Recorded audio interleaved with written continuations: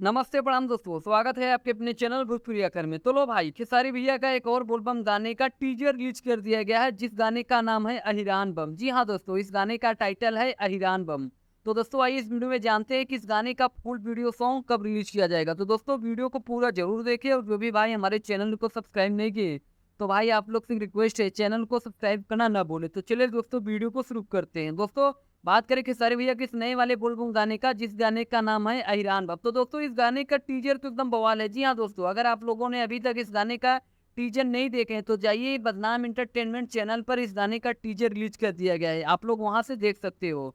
तो दोस्तों इस गाने को गाए हैं दमंग स्टार खेसारी लाल यादव। मतलब दोस्तों यह एक सोलो सॉन्ग है, और इस गाने को लिखे हैं दीपक देशमुख, और इस गाने म्यूजिक दिए हैं दीपक दिलकश। तो दोस्तों बात करें इस गाने की रिलीज डेट की, तो दोस्तों इस गाने को 8 जुलाई को सुबह 6 बजे बदनाम एंटरटेनमेंट चैनल पे रिलीज किया जाएगा। जी हाँ दोस्तों, तो दोस्तों कल आप लोग गर्दा उड़ाने के लिए तैयार रहिए। तो दोस्तों इस वीडियो में बस इतना ही, फिर मिलते हैं एक नई वीडियो में। तब तक के लिए धन्यवाद दोस्तों।